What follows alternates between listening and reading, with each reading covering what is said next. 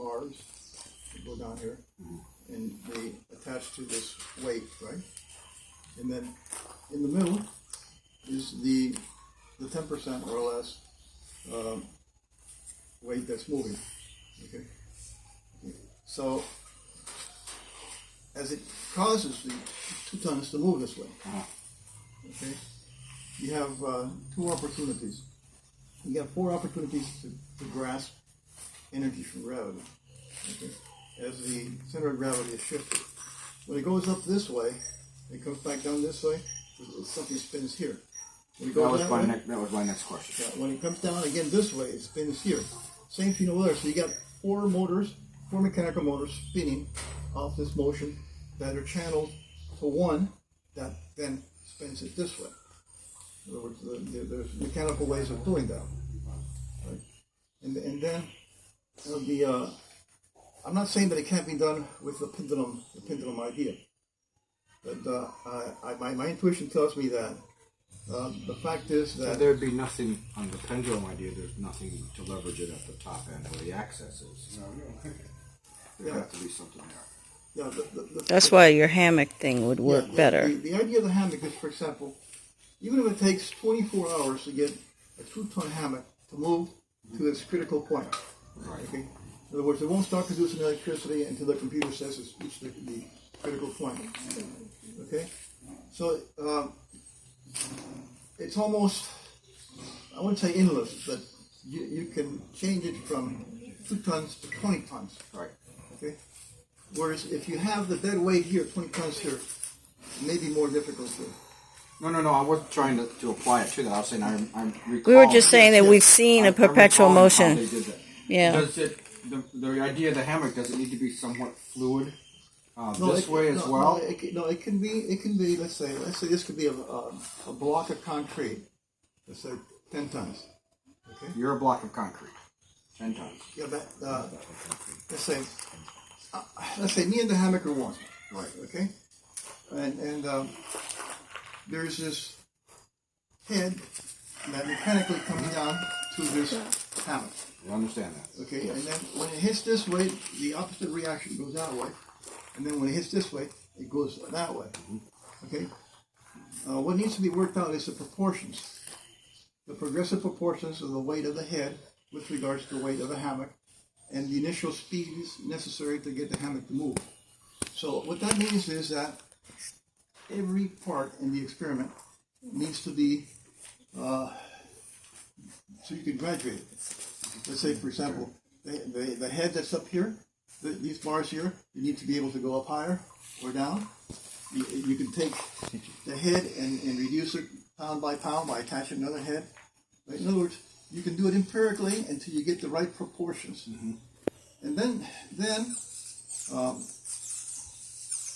in other words, it could be worked like, for example, starting with, okay, what's the weight of the hammer? What's my weight? What's the weight of my head?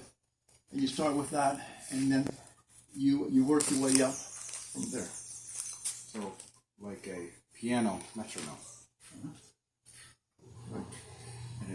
But in this case, the metronome was attached to something else that's going to move.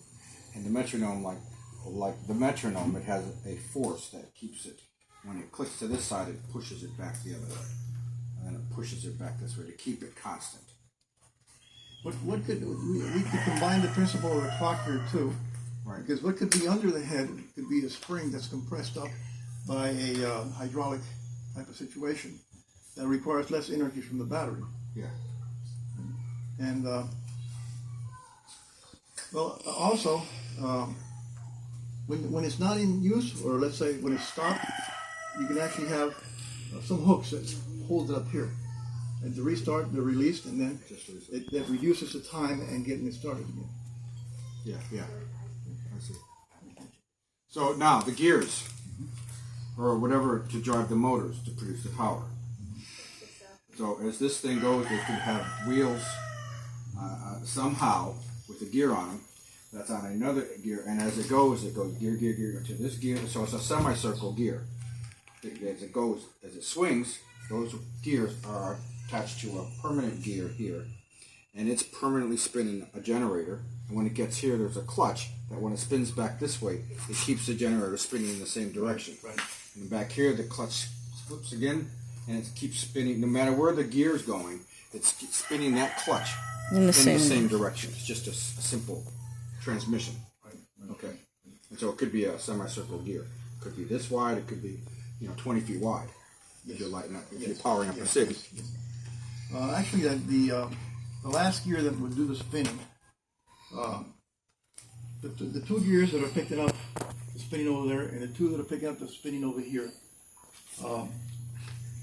each one of them could be independently directed to the main shaft that spins to generate the electricity, so that it's like when a car has the 4 pistons going, so that they're hitting this So a gear on each side. Yeah, and 4 of them at the same time. And it's got a slip clutch that when it goes this way, it engages one. Yeah. When it comes back, it releases that one. That would be even easier than trying to set up a transmission. Too many variables that would go wrong.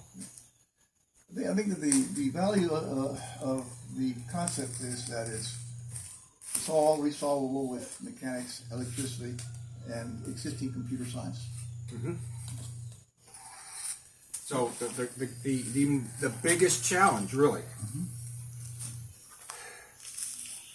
is the tension on that lever and the switch AI computer to keep it.